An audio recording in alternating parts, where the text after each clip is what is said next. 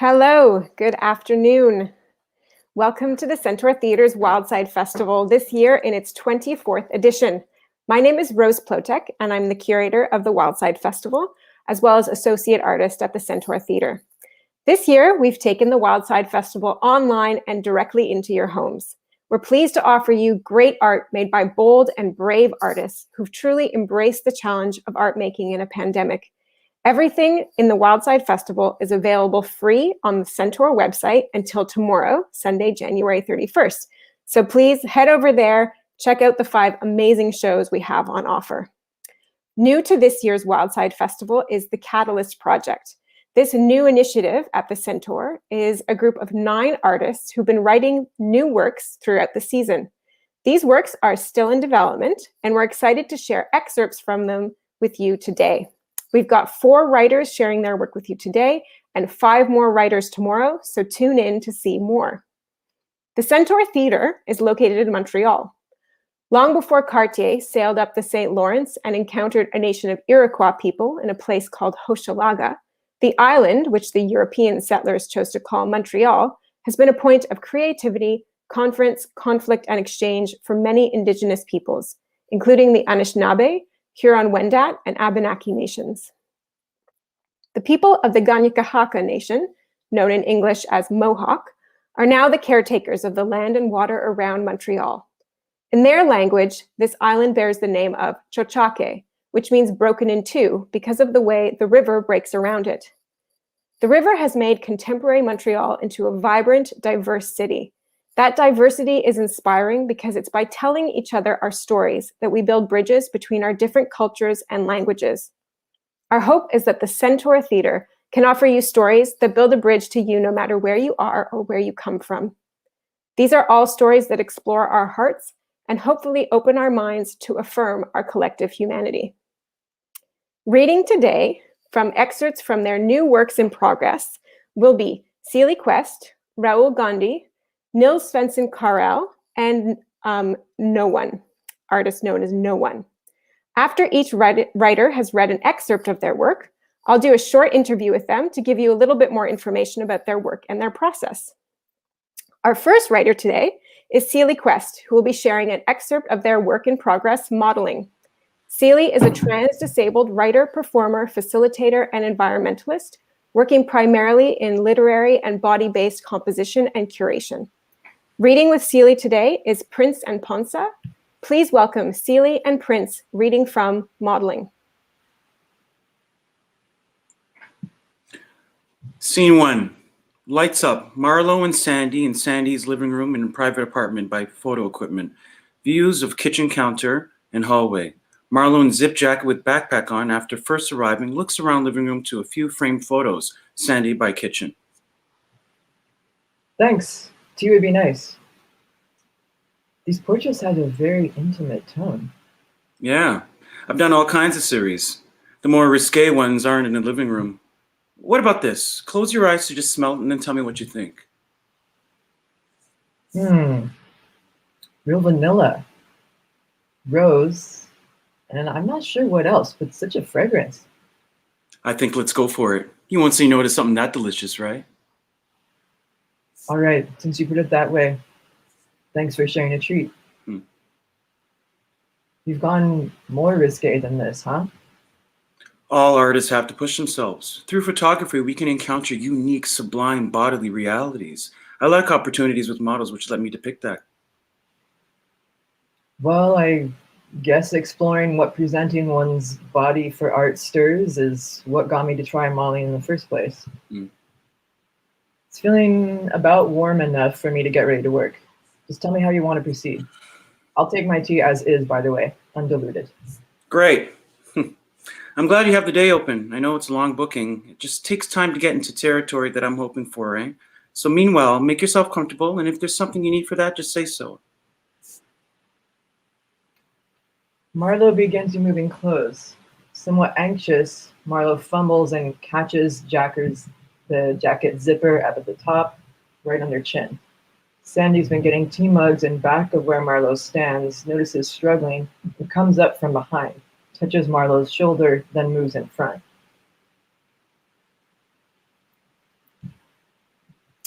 I've got it. Thanks. I just thought it's easier when you calm down and someone can see how the fabric's caught. It's awkward when it's up there and you can't see what you're doing with your... I've got it. I'll work it out. Marlo Okay. breaks away from Sandy, goes to mirror on the wall. Okay, right you are. You know when we're working, you aren't supposed to touch me unless you ask permission, right? Of course. I'll ask you to just adjust poses as necessary. You also won't always be able to see just where I want you to set an angle, so I'll need you to make small shifts and you to trust me to do that within the range of what you're capable of. I suppose you'd question a yoga or martial arts teacher modifying your posture without checking with you first, huh? Yeah. Yeah, me too. You taken any yoga or martial arts classes?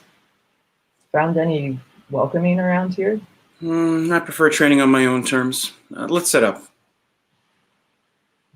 Marlo is still clothed with shirt half open.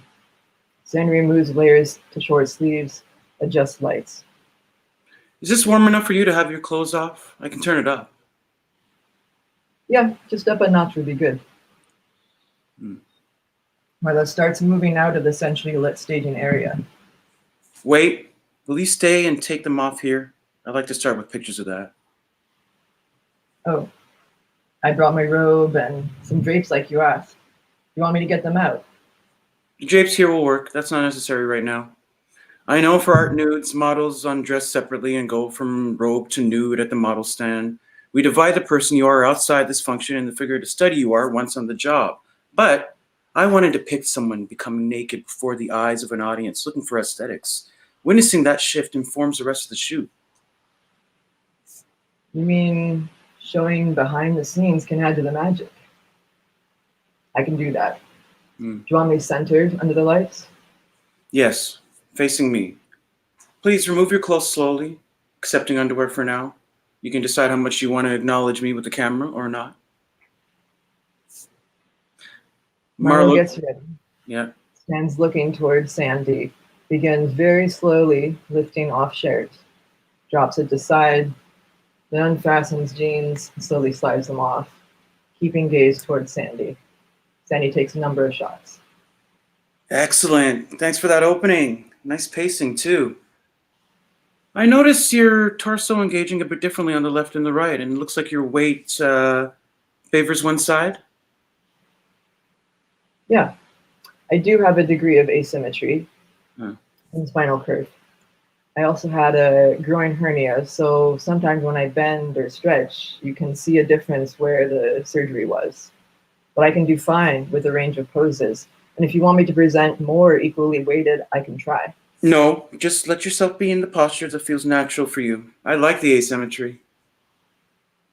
Okay, got it. It's just, I'm generally the one to mention my slants. And artists have said they didn't notice at all. The curve's more subtle than some cases, but doctors did take it seriously once. And it does shape me. I know how people carry themselves, how our bodies are marked as meaningful. In modeling, chances to display yourself. You can play with that in composing photographs, and so can I. I'd love to take some focus on your back. Would that be okay? Yeah. This way? Yes, except, please, turn to face away slowly. Keep everything slow and turn your head away last. I'll get some closer shots, and after this, we can have tea.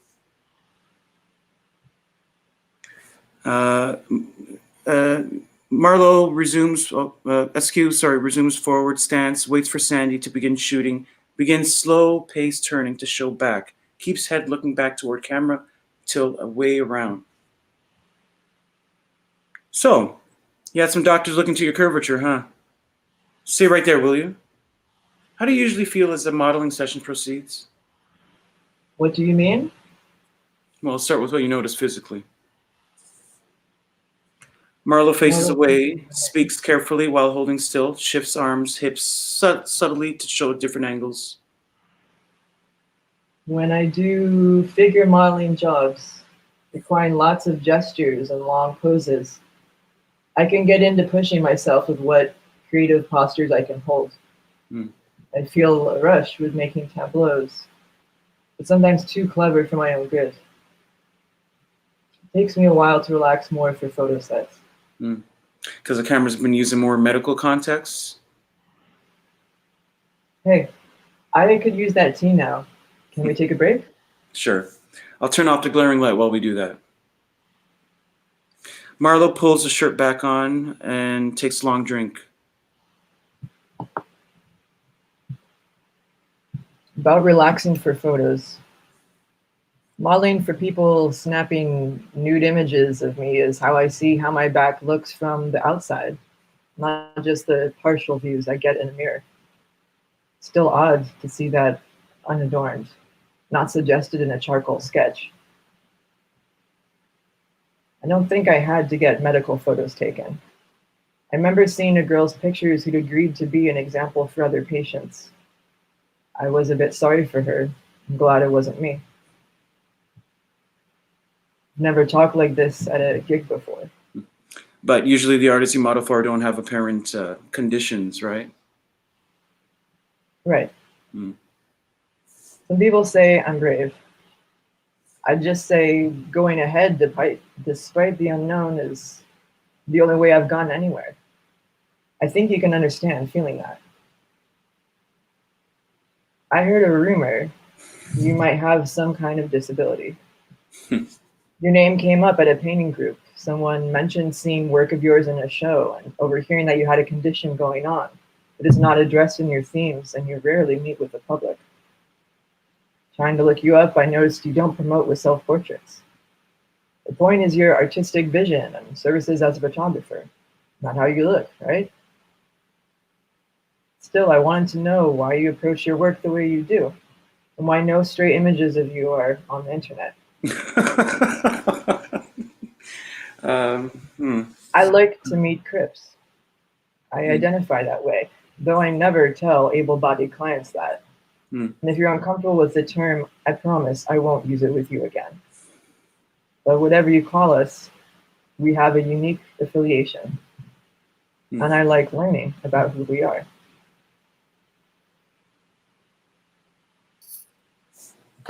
Thank you. Thank you, Prince. Thank you. And All right.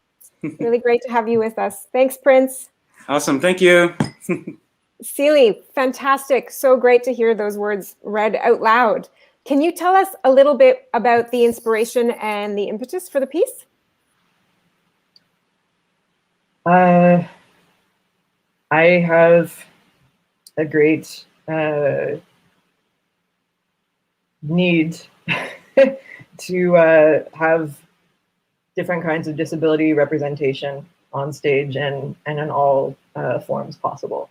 I myself experience a mix of cognitive and physical disabilities. I often pass in quotations during my life, but have had times where my disability status has been very outwardly apparent as well. So the need to bridge experiences, I would say, and to bring to the table of public discourse some of the nuances of experiences from across the greater disability community feels really crucial. Yeah, absolutely. So this piece has some parameters for the casting of physically disabled actors. It's also written for open casting without gender signs for the characters. Why is that important to you? Well, yeah, again, in terms of representation, I feel strongly that being able to put people who have some personal relationship to experiences of physical disability in the roles on stage. And so part of the project could very well entail cultivating new relationships with people who haven't had formal theater training thus far. And really reaching into disability community in different cities. As far as the the gender parameters, yeah, it's important. There are various playwrights and devising script projects that are increasingly starting to do writing that entails this kind of open casting in this regard. For myself, being able to include people like me potentially in a role who don't identify as one binary gender is important, and also really to highlight to help unpack some audience ideas about the different power dynamics according to how it may be cast in any given iteration. There's been some practice readings with this already that have had two female identified people play the roles of the model photographer. There's been a man and a woman who have played the respective characters, and there's been two different men who have read the roles, and and then there's room for trans and genderqueer identified people to take them on as well. So I'm really excited for that to remain open and to kind of foreground the what everybody's attachments to gender power dynamics really are. Yeah, great. Thank you so much, Celia. It's such powerful work, and I look forward to hearing it as it continues to develop and hopefully see it live on stage. It would be lovely. Thank you so much, Celia, and thank you to Prince for reading with us today. And so thank you to Celia Quest for reading from Modeling. And next up, we have Rahul Gandhi reading from his work, Bad Indian. Rahul is an actor, director, creator, and producer born and raised in Montreal. Please welcome Rahul reading from Bad Indian.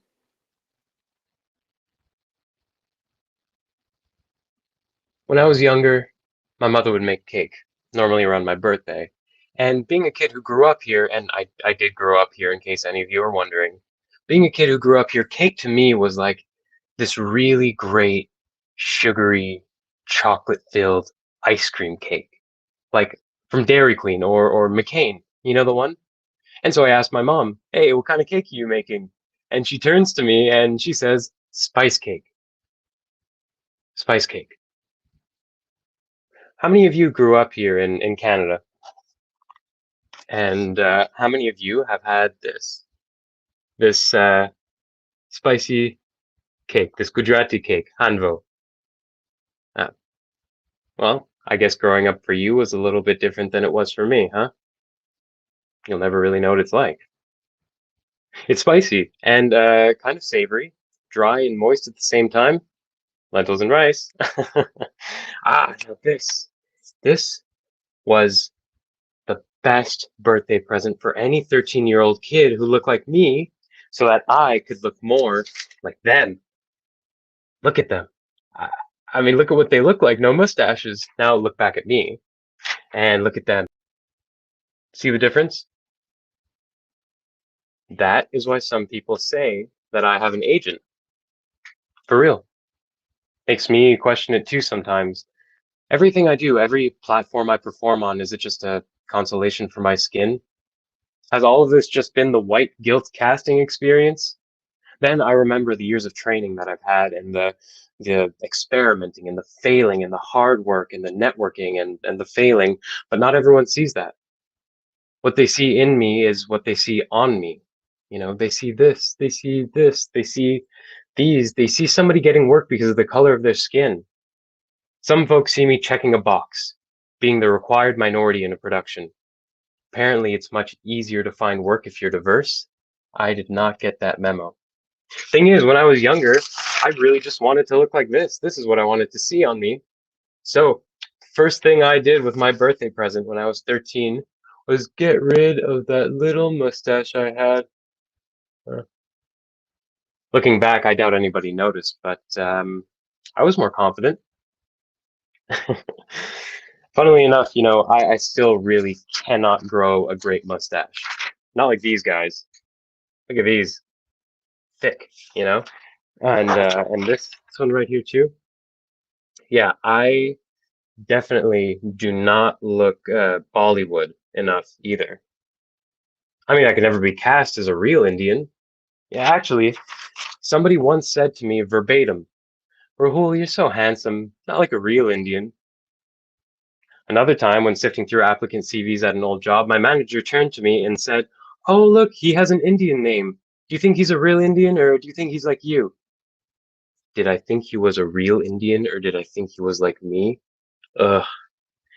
So the next thing I did with my birthday present was get rid of that little piece of eyebrow right here in the middle that connects my two eyebrows to make one big eyebrow.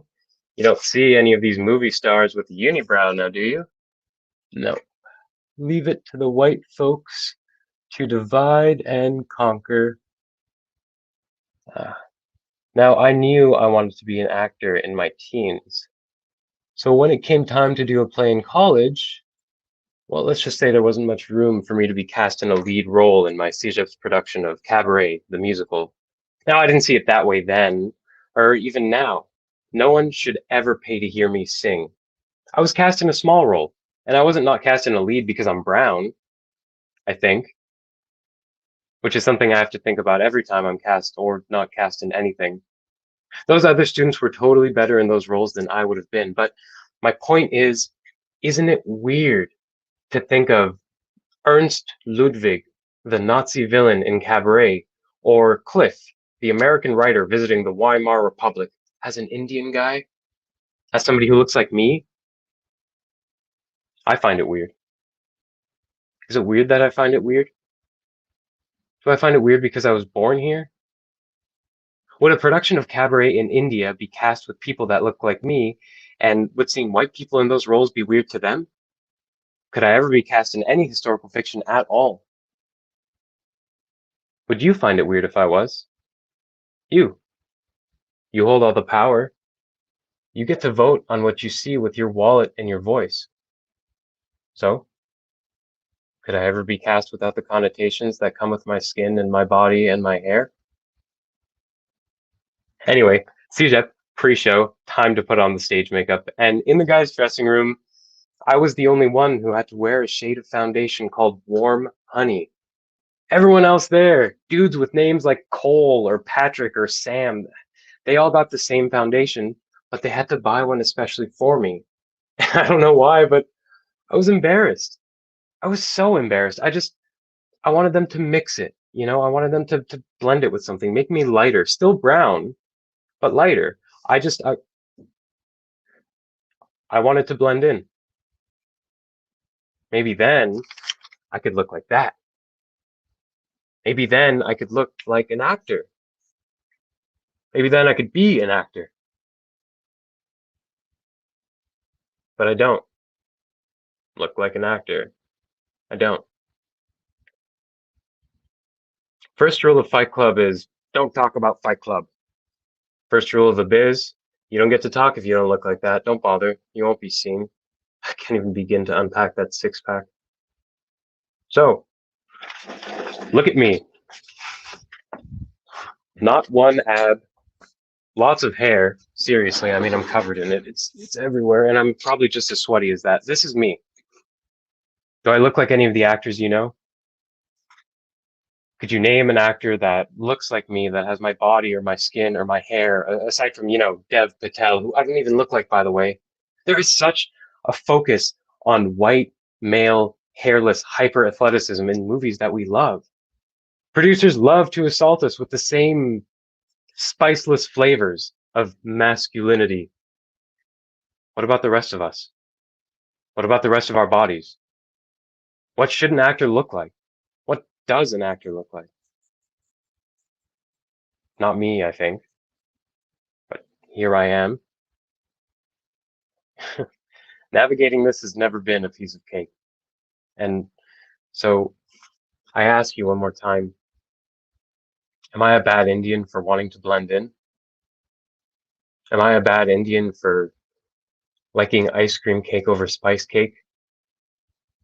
Does using cologne to cover up the smell of spices in my clothes, or not having any other Indian friends, or getting an arts degree, horrible mistake, by the way, don't do it.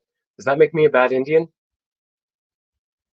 One time, A US border guard asked me if I was an Uber driver twice. I didn't break a sweat. Does that make me a bad Indian? Am I a bad Indian for wanting to blend in with Brad Pitt? Am I a bad Indian for wanting to be a Canadian actor?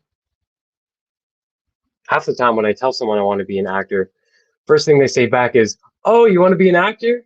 Hollywood or Bollywood?" What the fuck does that even mean?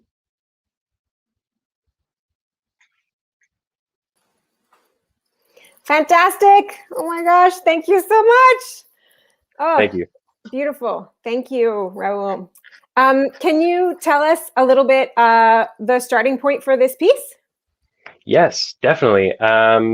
Being an actor, being raised Canadian, and being brown. It's something that was sort of just in my mind, all the time in many experiences. And one time, a couple of years ago, when I played Romeo in a play directed by Sophie G. Afterwards, at the cast party, she told me, "I didn't cast you because of how you looked. I cast you because you were the right person for the role." And I never even thought of that until then. And she kind of like, the glass shattered. And she's like, "Yeah, I struggled with this too." She's a wonderful of Asian origin, Eastern Asian origin director in the city. And yeah, that just sort of then from then on, I just sort of like took mental notes, throughout my life and my experiences, which culminated in this play. And it's been evolving for a few years. So how has it evolved? I know you have had some collaborators on it. Can you tell us a little bit about that evolution? Yes, absolutely. So originally, I started writing this for the Portico project, which was last summer. We were in quarantine, so I was like, okay, it's time to actually sit down and write this. And I was writing it with my creative partner, one of my best friends, Adrian McDonald. We developed it together. We had a great back and forth going, as we always do, calling each other 15 times a day, every day for, months on end.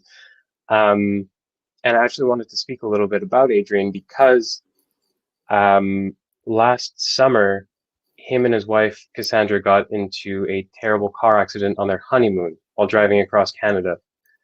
And, he's still recovering from a minimally conscious state. And there are so many that are close to him, so many people that are really just devoted to his well-being and his care right now. Like his wife, Cassandra, who's literally superwoman, I think. Unfortunately, he's sort of fallen into a gap in the Quebec healthcare system. And I wanted to take this time to actually talk about a fundraiser that we've started to help support her in the therapies that Adrian needs to recover, these crucial therapies. Over the next 6 months, we calculated it would cost, sort of out of pocket, about $20,000. And so we've started a fundraiser.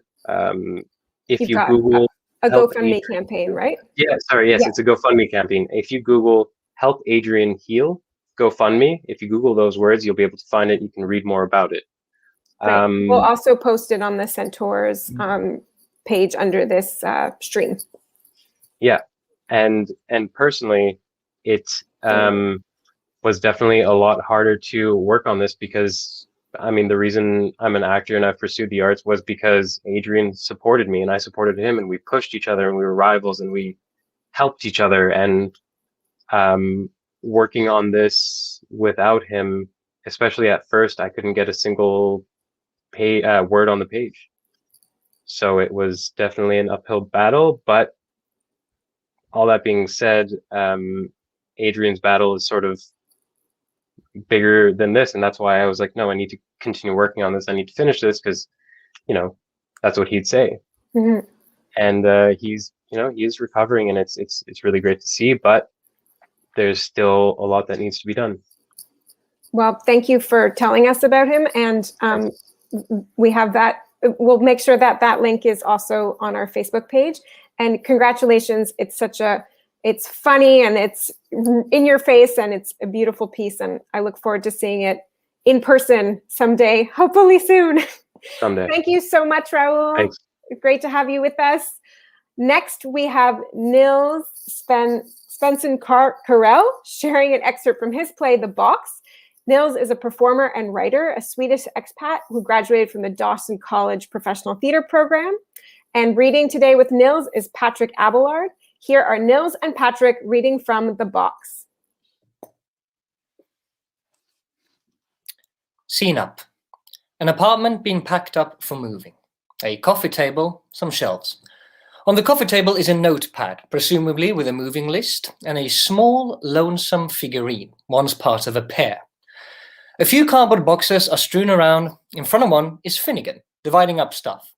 Vincent enters from the kitchen, carrying a box. Are you keeping what's in this box? I don't know, man. Like, what's in it? How would I know? It's pretty cool, though. Finnegan turns around and sees the box.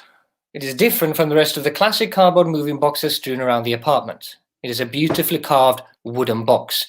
He instantly knows what's inside it. Vincent picks up on the vibe. What? It's my anger box. I'm sorry, your what? My anger box. Okay, and for the ones with less of a scholarly nature, what exactly is an anger box? It's nothing. It's stupid. Just put it over there. Oh, come on. This is so interesting. Fanciful, factual. Finnegan has an anger box. What's in it? Anger, mostly. And I don't like jealousy. You lost me. Okay, well, every time Sarah and I would have a fight, we would, go cool off. And when we were, when I was ready to clean the slate again, I would put my anger in the box. Are you fucking with me? No, it's to let go of it. Except you're not.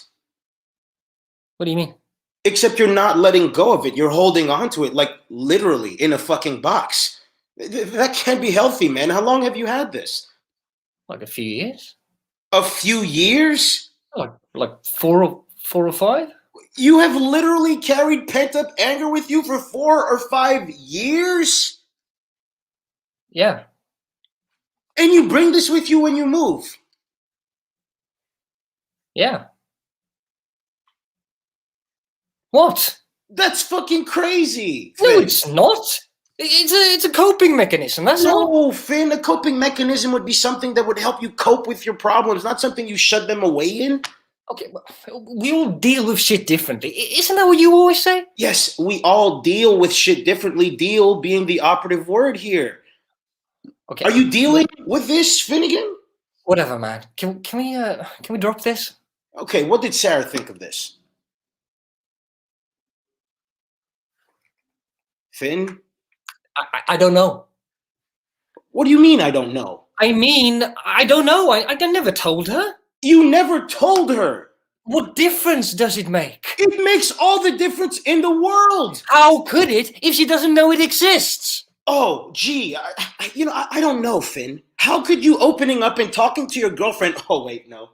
My bad. I'm sorry. I forgot. I mean, your ex-girlfriend have possibly helped in any way, shape, or form. You're right. She definitely wouldn't have appreciated that. Wait, what a ridiculous notion. Wait, I know what. Let's put it all in a fucking box instead. Okay. Jesus. Yo, man, you need to calm down. Oh, yeah, or what? What, you going to put me in the fucking box, Finn?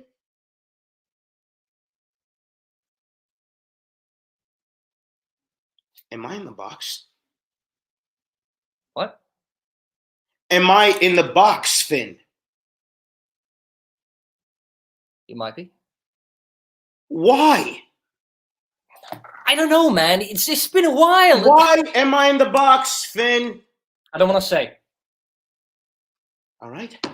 Vincent insists. He takes a notepad from the coffee table and throws it to Finnegan. So write it. Finnegan sheepishly takes up the notepad. His eyes are shifting between the notepad and Vincent.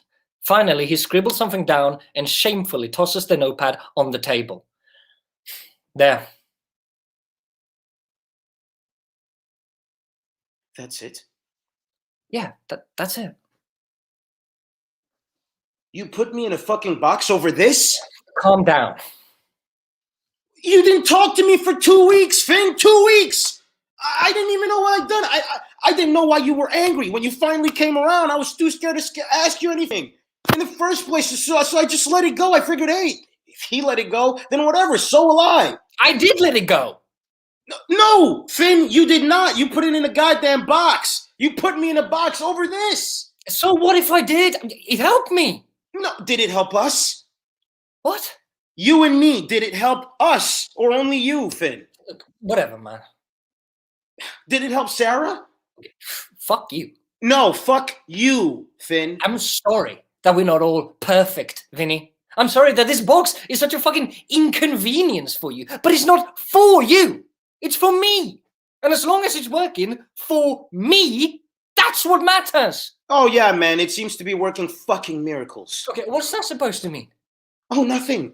You know, we can talk more about it after we're done packing up the apartment that you cannot afford to live in anymore because your girlfriend fucking left you. You dumb fuck. You think this is... No, not at all. In my limited experience with women, Finn, the thing that they want least in a relationship is communication. Idiot. Fuck. There we go. I mean, you're right. Yeah, don't let it become a habit. So what now? Well, are you keeping it? I don't think I should. I can't make that choice for you, man. Finnegan looks at the lone figurine on the table, left behind by Sarah. He picks it up. He has a realization of what a true memento is. What's worth holding on to. He struggles with it, but he makes the choice. No, you can throw it out. Wow.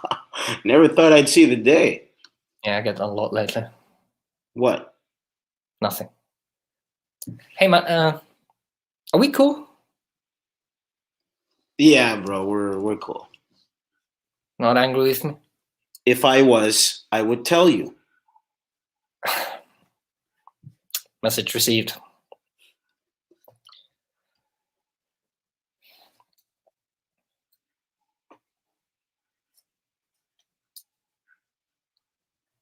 Okay, so where do you want it? What? The box. Where do you want it? I just told you you can throw it out. What, the whole box? Yes, the whole box. Why? What do you mean?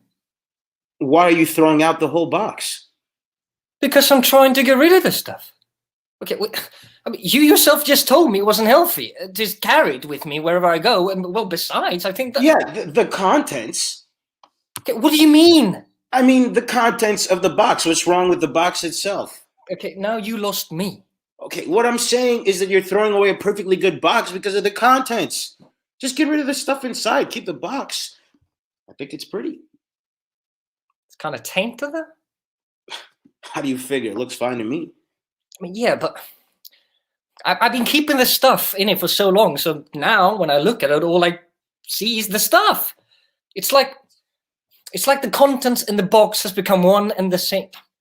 Do you know what I mean? Yeah, I guess. Okay, good. So get rid of it.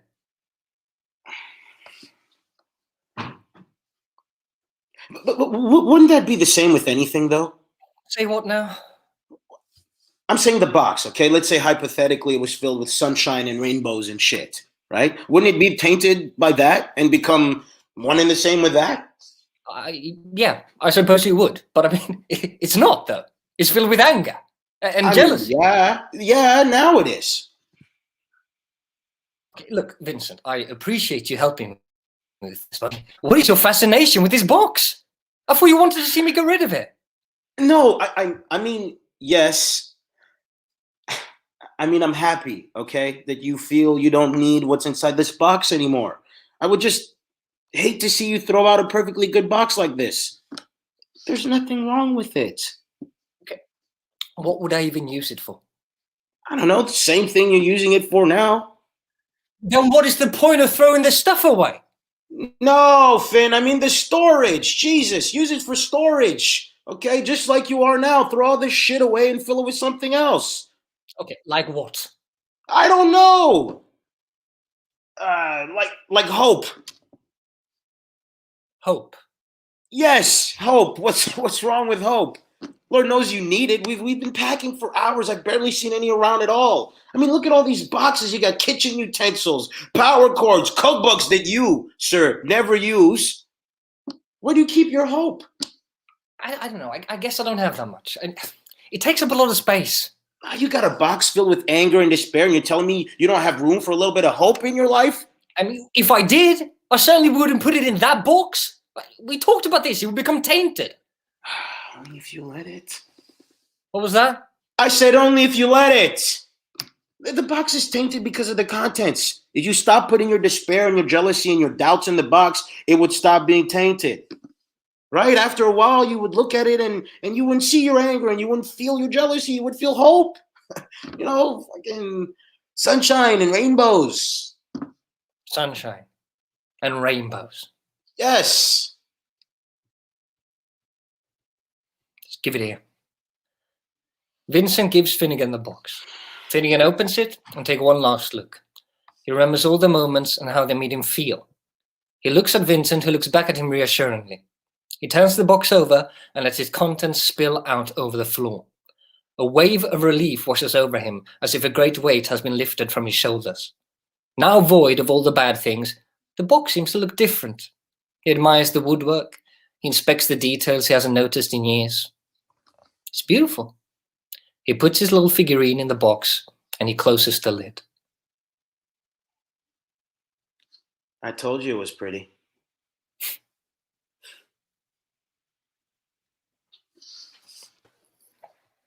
Fantastic. Thank you so much. Wonderful. Thank you, Patrick. Thank you for being with us and reading today. Arigato. Thank you. We'll see you soon. Nils, congratulations. Wonderful, wonderful. Congratulations. Can you tell us a little bit about the main ideas that you're exploring with the box? Well, obviously the concept of bottling emotions up rather than letting them out. And I guess also maybe finding a leeway in between and not going, there's a difference between bottling up and then maybe not always the best case of letting everything out, say everything you think and feel in polite society. So just the concept of finding a leeway, which I believe maybe the character of Vincent, played by Patrick, sort of has. He knows how to walk that line. And how has your work on the piece evolved over the last 6 months or so? Actually, because very much similar to Roe, I started writing it for the Portico thing, sort of to have something to do and just to keep mental health up during the pandemic when everyone feels like I'm doing nothing. And when it was done for that, it was roughly a little bit less than what I perform now. And then it became this thing that, hey, we would like to maybe develop this. And immediately I was like, well, I think it's done. So I was a bit like unsure of what should I do with it. And obviously now it's, like 32 pages long. It's quite a bit. So it's been quite a massive development. And I have great thanks to yourself and the rest of the Centaur crew for the help that has been given for this. It's been amazing. Great. Well, it's been a pleasure to watch it evolve over the months and to hear a little bit of it actually read out loud is such a treat. Thank you so much, Nils, and thank you to Patrick for reading with me today. So next, we have multidisciplinary artist, poet, singer-songwriter No One reading from their work for my teachers who use the N-word. No One was a past participant in the Artista cohort at Imago Theatre, as well as in the Young Creators Unit at Playwrights Workshop Montreal. Please welcome No One. I have never known anywhere but here in these harsh winters. Here is where we harvest our ability to hide. Here is where we learn to let our silence break and die. Here is where I learn to disappear in front of one's eyes. Here is also where one word can make us go 40 to 400 years behind. Here is where we want to live but learn to survive. But here is not where we came to die. Here's where my grandparents came to chase dream that my ancestors had the courage to dream, but not the means to accomplish. Here's where my granddad thought that an education in 5 languages would give you more than a job that would make you carry people around to accomplish their dreams, while his would watch him from the back of his car, silent passengers always out of reach. His dream followed him wherever he went, from unpaved roads to foreign land, from his island to here. They slowly migrated to his children whenever they would sit in the back of that car to listen to him blabber about life in his languages. They would take refuge in their heart, orphan dreams. They were just like us, in search of a place that they can call home. Here's where they learn stories about men that discovered land that already exists, found undiscovered territories where a million lived, made countries around land that were already there, raised civilizations over the extension of others. Here's where they called home when their home could no longer feel like one. The small fraction of the earth where history is still the same one that where they were born. But sometimes, their skin felt more like a burden than a pride. I'm visually black, not mixed. I'm black, black, black, meaning that my father's black, my mother's black, and my sister's black, black. So that makes me black, black, black, black, because I carry them around every time that I leave my house. And my grandparents too, and their grandparents, and my island and my race. They're just all there on my back every time that I leave my house, in the depth of my heart, giving me the courage to walk, giving me the courage to dream.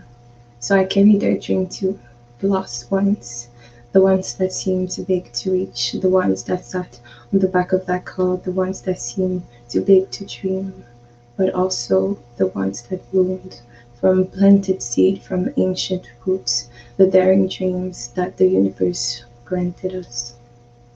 Remember, you said to me, grandfather, it was only your trunk that was cut down, but dreams are hope, and just like roots, they always grow back if you sprinkle them every day with courage.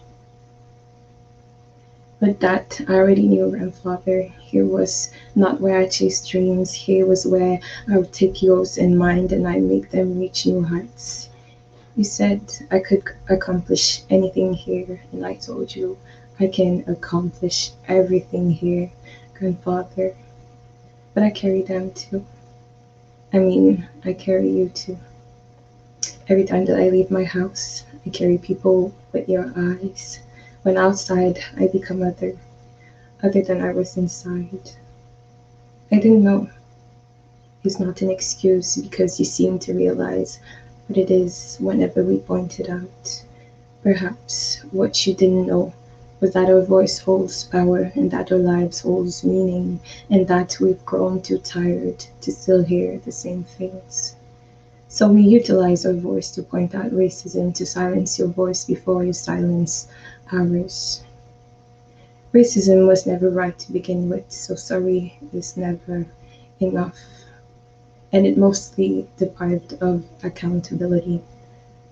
With great powers comes great responsibility, so what are you teaching the children?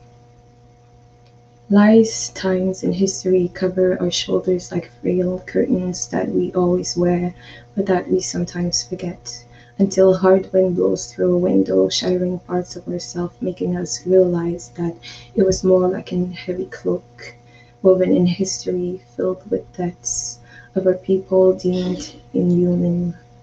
The weight can sometimes feel different depending on the circumstances, but the weight is always the same. We've just grown accustomed to it because here is where we live, but also survive. Even though here is where our adults teaches us to alter ourselves, to make ourselves small, to not be too loud, to strive for the better, to always work harder, because here is where we start to be black when we come outside of our house. He's where we want to run from the sun when it kisses us goodnight, because it seems that all the prideful mud that it leaves on our skin always has a price. Here, it only takes one word and 2 seconds to make the world crumble at our feet. Here, one word has often been the string that threatened our lives. I've experienced racism since I was 5, not because it was the first time, but because before that, I couldn't grasp what racism was. You see, racism is something that we have to learn to recognize, and before this play ends, we'll tell you about some of them to help us heal, because sorries are never enough. Thank you very much. Thank you so much. Thank you for reading that today. It's beautiful. Can you tell us a little bit about what motivated this writing for you? Yeah.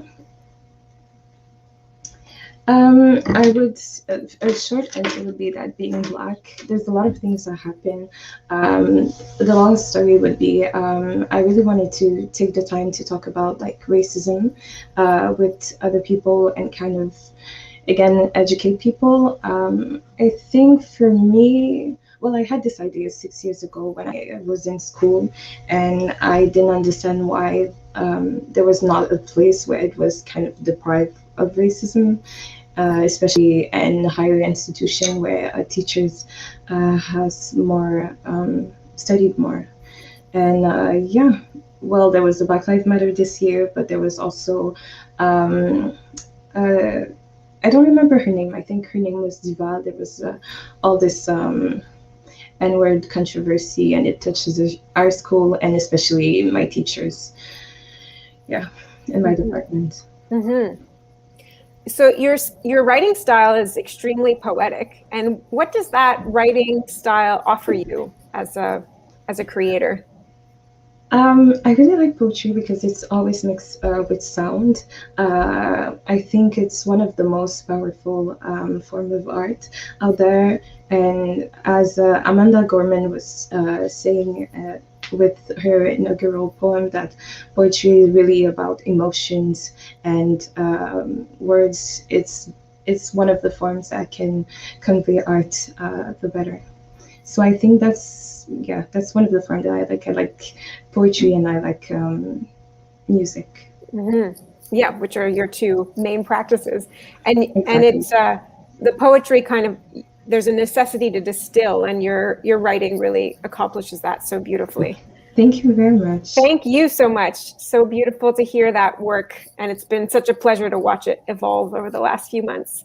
Thank you so much. Thank you very much, Centaur. Yeah, thank you so much, everyone. Thank you for everyone who's joined us today and for tuning in.